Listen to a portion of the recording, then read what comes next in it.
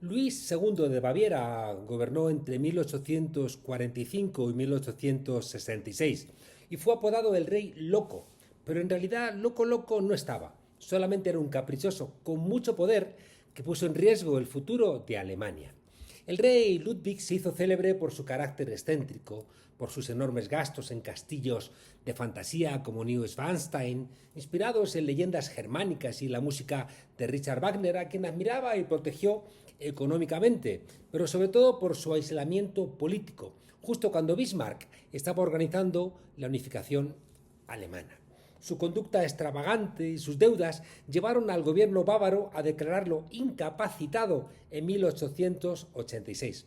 Murió muy poco después, en circunstancias misteriosas, ahogado en el lago de Starnberger, en un sitio donde no había ni siquiera profundidad, junto a su médico, en una trama, ya digo, nunca aclarada, donde todo apunta a que fue eliminado políticamente para evitar problemas mayores. El Estado profundo existe desde que existe el Estado. La comparación de Ludwig con Donald Trump puede convertirse en el futuro en un clásico, no porque Trump vaya a aparecer ahogado en su residencia en Mar-a-Lago en Palm Beach, cosa que tampoco hay que descartar, sino porque sus caprichos, su acercamiento y alejamientos de la política, su confusión entre su vida privada y su vida pública, así como sus salidas de tono, las convierten en vidas paralelas.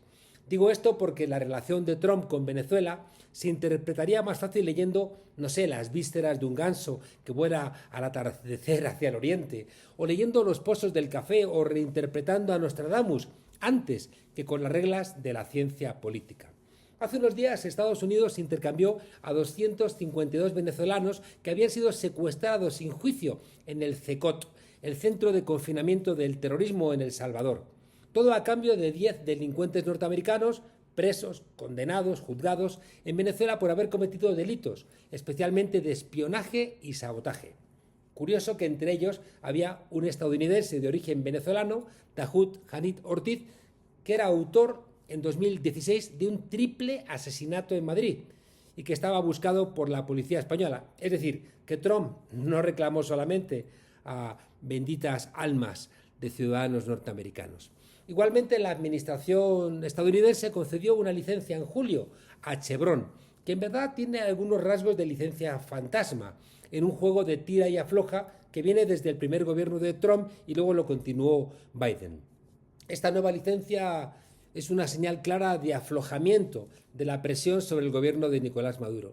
Pero resulta que al tiempo que el gobierno venezolano parece operar con mayor sincronía, en el caso norteamericano los vaivenes vuelven a dar señal de desconcierto.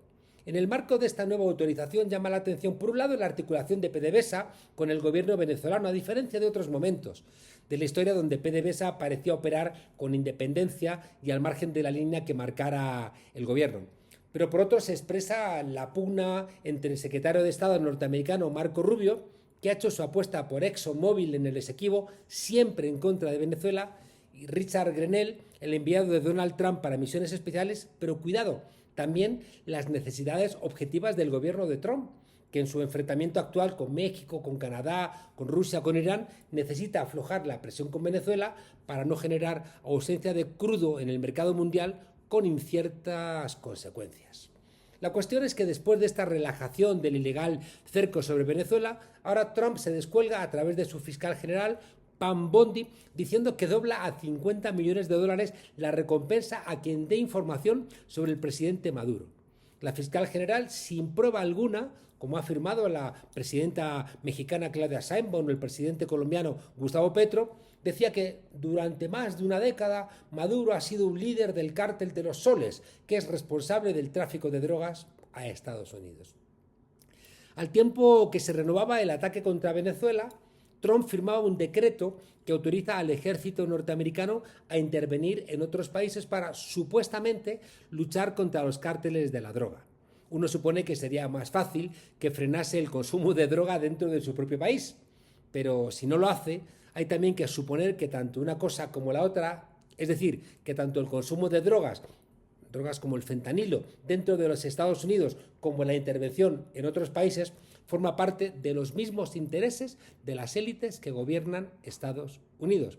Y no olvidemos que tanto la presidenta de México como el presidente de Colombia han dicho que cuidado Estados Unidos con pretender ninguna intervención militar en su suelo, porque son países soberanos. Incluso el presidente Petro ha hecho una clara advertencia recordando que en la Gran Colombia el ejército bolivariano es tanto el colombiano como el venezolano.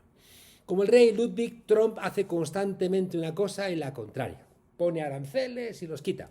Sanciona a países a los que acusa de terrorismo y luego relaja las sanciones. Declara sobre Gaza una cosa y la opuesta. Dice que se ha solucionado la guerra en Ucrania y al día siguiente lo niega. Hace afirmaciones sobre la Reserva Federal y el presidente de la Reserva Federal le desmiente en la misma rueda de prensa.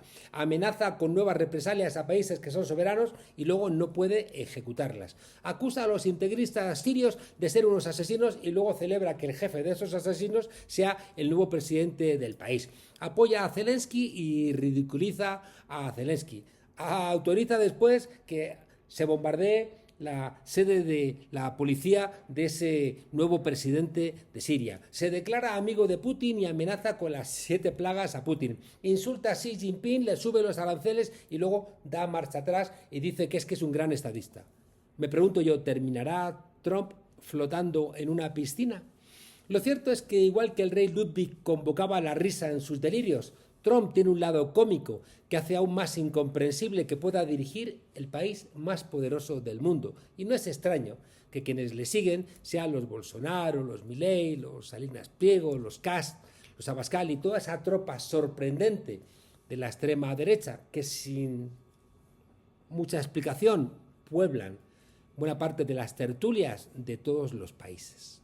Con ese ánimo no quiero dejar de suministrar algunos datos que pueden resultar de interés para el presidente norteamericano y la captura del peligroso Nicolás Maduro. Es verdad que no soy una persona especialmente interesada en el dinero, pero 50 millones de dólares tampoco es una cantidad a despreciar que podremos utilizar seguro en buenas causas. Por eso quiero suministrar alguna información relevante para la captura del presidente Maduro. Atentos. Es alto y tiene bigote. Vive en Caracas y suele merodear la zona del Palacio de Miraflores, por lo que podría inferirse que vive cerca. Un ciudadano norteamericano de nombre Grenell, al parecer, le ha visitado por esa zona de Caracas, de manera que igual tiene alguna información sobre el buscado Maduro. Se le ve al interfecto con frecuencia con una ciudadana llamada Cilia Flores, con la que es probable que tenga alguna relación, lo que convendría investigar. A veces conduce él mismo un auto familiar y al parecer en el pasado condujo un autobús, lo que puede dar igualmente pistas del sujeto. Le votaron al parecer más de 6 millones de personas en las elecciones presidenciales, de manera que presumo que alguno de esos votantes algo debe saber y eso puede ayudar a su reconocimiento. Entre su círculo de allegados está una tal Delcy Rodríguez y un tal Jorge Rodríguez y es probable, no es seguro, pero probable, por la coincidencia de los apellidos, que puedan tener algún vínculo entre ellos. El citado Jorge Rodríguez firma en la red X como Jorge PSUV, por lo que quizá tenga también alguna relación con la formación política PSUV, aunque esto no pueda afirmarse con total seguridad. También se le ha visto con el conocido como Diosdado Cabello, que en su cuenta de X firma como D Cabello R. Cuidado. La R puede dar pistas sobre cosas escondidas que aumenten el prontuario delincuencial del buscado. Maduro además suele hacer podcasts y programas, lo que nos llevaría a sospechar que está activo en las redes sociales. Habría que comprobarlo porque ahí seguro hay información. Y por último es amigo igualmente de un tal Hugo Chávez, que vive por la zona del Cuartel de la Montaña. Habría que vigilar bien la zona porque es probable que Maduro vaya a visitarle y es un buen momento para su captura. Mis 50 millones ganados pueden mandarlos a Gaza para que no se mueran más niños de hambre. En fin, todos, Ludwig, Trump y ustedes, tengan una buena jornada.